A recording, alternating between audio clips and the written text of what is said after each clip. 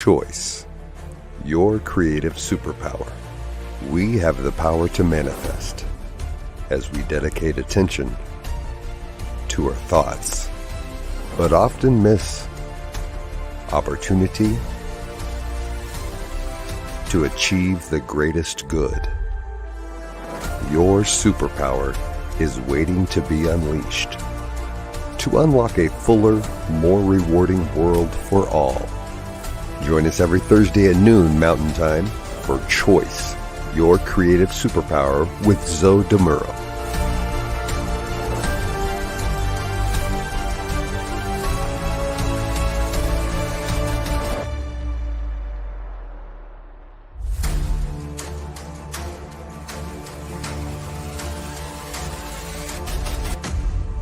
And now, here's Zoe. Welcome to the New Thought Media Network. My name is Zoe Muro, and I'm honored to be your host for Choice, your creative superpower.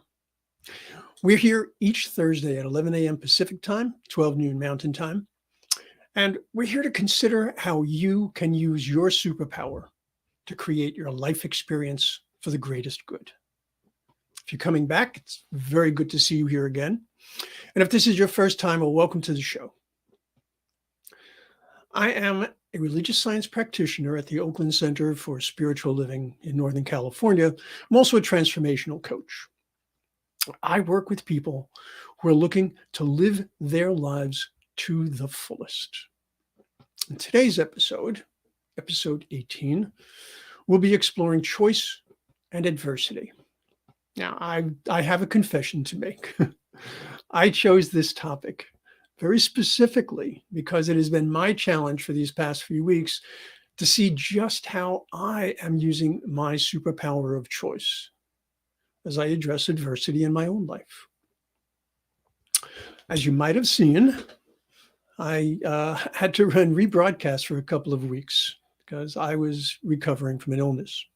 Still not where I want to be health-wise, but I'm kind of sick and tired of being sick and tired. So I'm working through this and paying attention to my energy as it flows and as it ebbs and adjusting accordingly. So I'm here now, and let's see where today leads us. So my energy is definitely different than I would like it to be. But we can work through this. I feel comfortable and confident that we can do this. So first off, adversity. So I want to differentiate between different ways of looking at adversity. I think of adversity as something that is not exactly devastating. All right. The reason I want to look at it from that perspective is that if you're dealing with adversity of a cataclysmic scale, something like war, for example, all right, there are a lot of things that you need to consider, and it can be quite difficult to do so. One of the ways that I have found that it makes it easier for me to learn, makes it easier for me to be able to bring a practice into my life is to start off small. Start off with the things that are easier to deal with.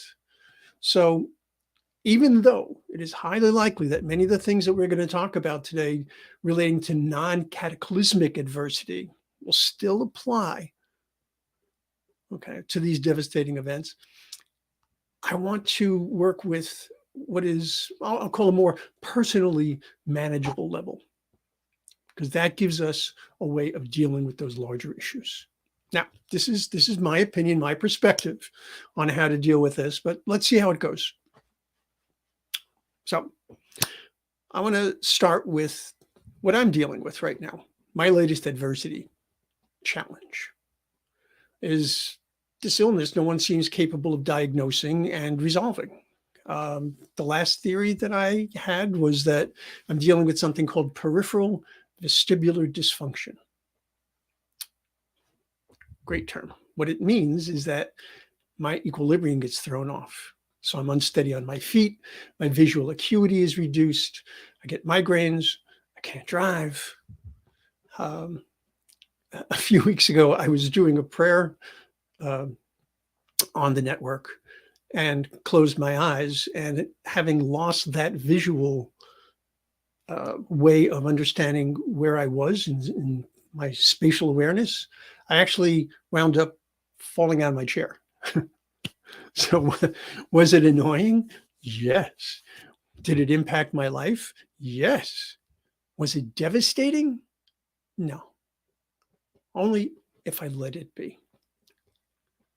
And that's where I want to bring choice into this. How does our ability to choose affect how we handle adversity? And how does adversity affect our choices? So let's talk about some of the things that we can choose. Right off the bat, do we acknowledge adversity to ourselves? Do we choose to see that there is something that's going on and do something about it? Well, to be perfectly honest, I did not do that. I had a very severe incident several Mondays ago, and it took me until Friday of that same week to actually say, all right, I can't deal with this. I definitely have a problem that I have to address. You would think, not being able to stand upright would be enough, but what can I say? Sometimes people get stubborn, and I can do that. So, first of all, acknowledging adversity to ourselves, recognizing that we are indeed dealing with something that is unusual for us, something that is challenging for us. Now, why do we care? Because we want to recognize when something is wrong. We want to recognize when we are not at our best. We're all about living our lives as fully as possible. You cannot be a religious scientist. You cannot be an adherent of New Thought and not want the greatest good in your life. This is who we are. We are of the divine. We are given the opportunity to be the most, to be the greatest that we possibly can be as we shine the light and the love of the one in this world. So why would we not want to take care of ourselves? So acknowledging this adversity is not acknowledging weakness. It is not acknowledging that there's a failure of some sort. And understand that adversity can be many different things. Adversity can be loss. It can be pain. It can be suffering of different types. Even in loss, there are so many different ways that we can experience loss. I experienced loss of my freedom. I mean, I literally could not go anywhere, could not do anything except sit. So dealing with all of these different things, trying to understand exactly how it is that it affects us is our first step. Now, what else do we get to choose? We get to choose, do we acknowledge to others? This was a big, big step for me. I have always been the rock for other people. I have always been the person that people go to for support. And I can't tell you how many of my clients and how many people I work with who have difficulty accepting help when they need it. So it was a little bit embarrassing for me to recognize that I was doing the same thing. So it was important for me to acknowledge to others that I was in need. Being able to open yourself to the help of others is a sign of strength, not a sign of weakness. Because it's a recognition of wisdom, quite honestly. Knowing what you know, knowing what you can do, and knowing what is, at least for the time being, outside of your abilities, that's a gift. That's not a weakness. And so we do get to choose whether or not we're going to open ourselves. We do get to choose if we're going to be accepting. Okay. So what else do we choose? We can look at adversity and we can say, this is my life now. Or we could look at adversity and we can say, this is a condition. So do we choose to look at our adversity as a condition or a fact in our life? That's a pretty big difference between those two. It's a pretty big difference. So being able to recognize that something is indeed a condition, and it is not necessarily the end all and be all, becomes critical to our ability to make choices. Think of it. If you feel that you have reached some sort of impasse, you cannot go beyond that point. Anything relating to the choices that you might have made going forward, suddenly stop. Is that literally the way it needs to be? When I had to have surgery on my leg and I had to have a prosthetic knee put in, that changed my ability to run. Running is not something that I enjoy doing anymore. The mechanical clicking in my knee it doesn't feel right. But I get out on the trails anyway. I found another way to do that really served me well. And it was fun. It was exciting. It was enjoyable. And I actually hope to race again at some point in time, because I was able to see that this was a condition. It was not a limiting fact in my life. It was not going to eliminate all sorts of wonderful things in my life. Change things? Yes. Eliminating them? No.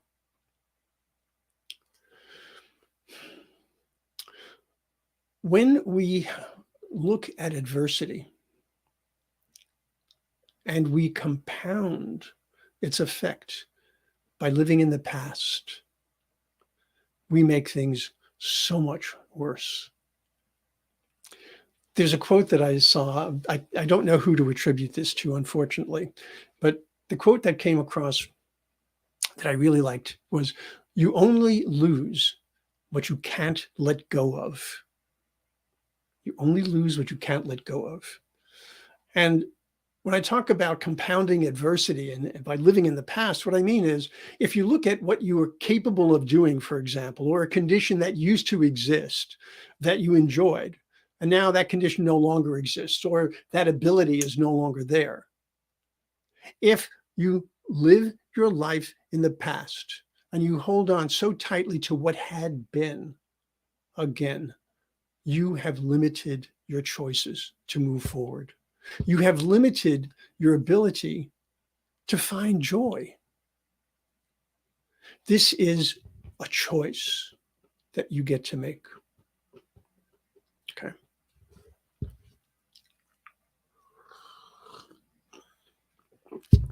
Another way that we get to choose is by deciding whether or not we're going to live in the future. What I mean by that is, do we look from the point of whatever it is that has caused this sense of adversity, and we project outward and we say, this is going to be my life from this point onward. And I can only imagine how this is going to limit me, how this is going to slow me down, how this is going to constrain me, how this is going to eliminate all of these different. Well, you know what, folks? You're being creative here. You are using your superpower of choice, but are you using it in a way that provides a value? Or are you using it to limit yourself? All right. There is a sense of fear that we sometimes craft our future stories with. And we look at these things and we say, what am I going to do? I mean, it's like, how am I ever going to get past this? Well, you know what? Here's another quote that I found. And again, unfortunately, I can't tell you who said this, but the quote is, remember the time you thought you could never survive? Well, you did, and you can do it again. I tell this one to people all the time because I have people who come to me that I've known for many, many years, and they talk about something that is an incredible issue for them. And how am I going to get past this? How am I going to get past this? And, you know, because I have the ability to see them today and to see them as they had been, I have the ability to say, you know what? You did face things like this in the past. And you did feel, how in the world am I going to get past this? And you know what? You did get past it. You most certainly did survive. And there's the wonderful Fiona, magnificent practitioner and member of our prayer team. Good to see you again. So let's see, where was I? Yes. So we can tell ourselves stories and we can make life much more difficult on ourselves. So we get to choose. We get to choose the types of stories we wish to tell. And by the way, if you haven't checked out the episode that I did about the stories we tell, that's episode 4.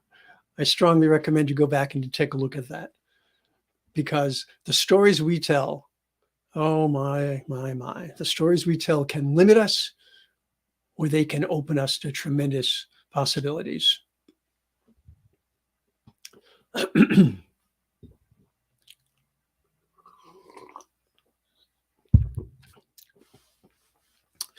So we deal with our adversity by making choices. We deal with our adversity by choosing to see how it does truly affect our lives. We don't project. We don't hold on so tightly to what we presumed to be our greatest good. We surrender and we open ourselves to possibility. We accept help. One of the best choices you can possibly make when you're dealing with adversity is to accept help. Being able to see with a different perspective, being able to see with different eyes makes a huge difference. You know, we talk about adversity, and clearly the idea of stress has to be a part of that discussion, because adversity does create stress, sometimes tremendous amounts of stress. But there are also ways that adversity can produce something that is significantly more beneficial for us. There is a word called eustress, eustress. And in essence, what it means is stress that can be of value to you. So, for example, let's say that you have a physical issue and you are having problems with your balance. Oh, just happen to choose that one. Well, it can actually help you focus on getting stronger to support yourself. For example, as people age, their ability to maintain their balance often drops off. The reason for that is because there could certainly be a problem with the inner ear. There could be any one of a number of issues, but the more likely issue is a lack of core strength, a lack of physical ability, a lack of um, resilience and flexibility. Well, by finding that adversity, by finding that point of stress, you actually have the ability to now focus on really resolving the issue, finding ways to become more resilient in the face of that challenge. And so you now have a focus, you now have a greater purpose, you now have the ability to add something into your life that will allow you to move forward much more comfortably. So being able to see adversity, not necessarily as an end all, or rather an end, but actually potentially as a beginning, becomes really important. There's another quote here that I have that I like. Let me see if I can find it.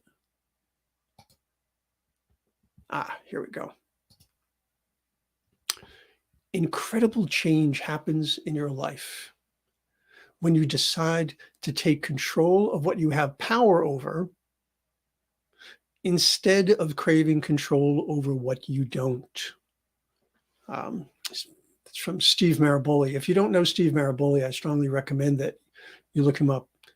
Great author, really has some wonderful, wonderful ideas. I found his particular quote in this book that I've been reading called Tiny Buddha's Inner Strength Journal. Creative Prompts and Challenges to Help You Get Through Anything by Lori Deshane. Really a good book. I strongly recommend it. And, that is really what it comes down to, folks. What Steve is talking about here is just, in my opinion, one of the key points about adversity. It is so easy. It is so easy for us. Well, I'll make it from me, okay? It is easy for me to know what it is that I want in my life, to believe that I have that path laid out for me, and to find myself stymied. And instead of spending an enormous amount of time trying to control the things that I cannot control, what if I took that same energy and applied it to the things that I can? Right. Control is one of the most misunderstood aspects of our lives. We have choice in our life over virtually everything. It's a big statement, I know, but hey, my show is called Choice, Your Creative Superpower. I believe this. We don't necessarily have control over what happens, but we certainly have control over how we respond to it. Holding on so tightly to what we believe is our best and our greatest is a surefire way to become incredibly disappointed and frustrated. There is a difference between being dedicated, being devoted, and being stubborn. There is a difference between being forthright and just being stuck. All right. So recognizing the difference between what you truly have control over and what you're just simply trying to hold on to for dear life can be the difference between a fulfilling life or a life of regret. We get to make these choices. each and every day.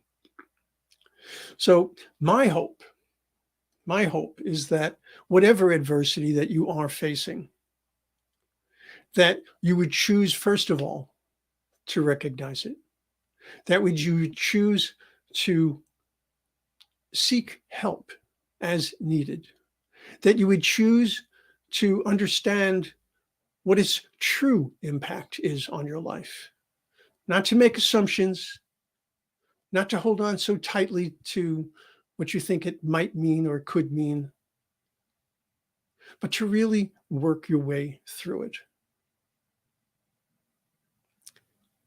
Don't try to do it alone. Finding help is as easy as closing your eyes, going within, and saying something as simple as, I surrender to the power and the presence of loving spirit within me. Because the fact of the matter is, you are never, ever separated from the love of the one. You are always, always held in loving spirit's embrace, in loving spirit's grace and love, always. Being able to hold on to that truth means being able to hold on to who you truly are. Because who and whose we are is exquisite. It is divine.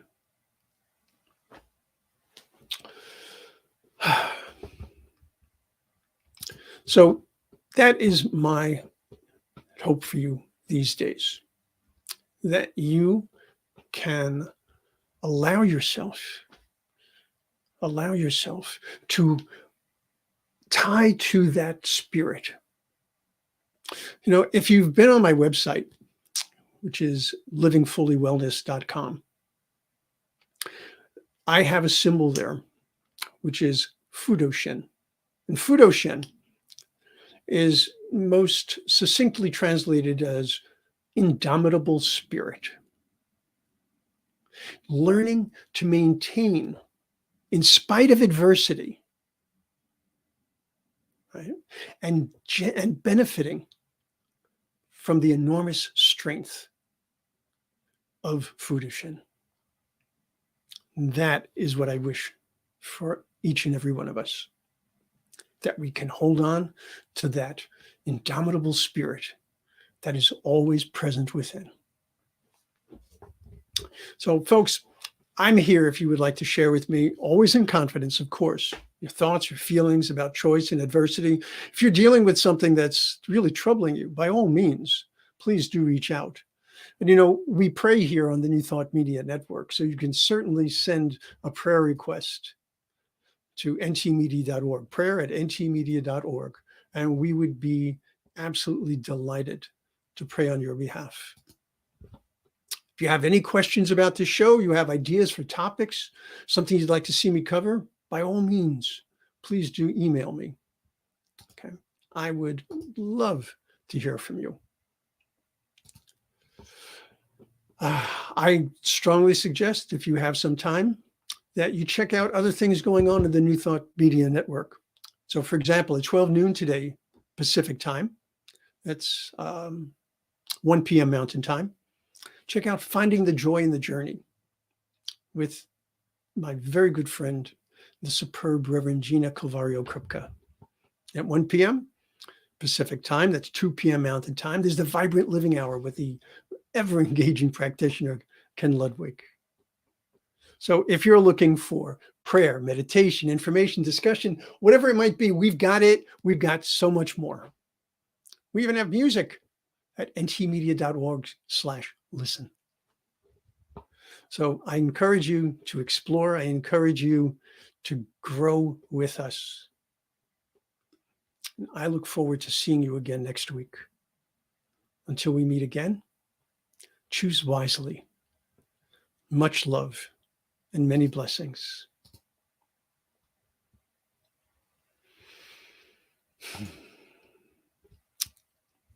Namaste, Fiona.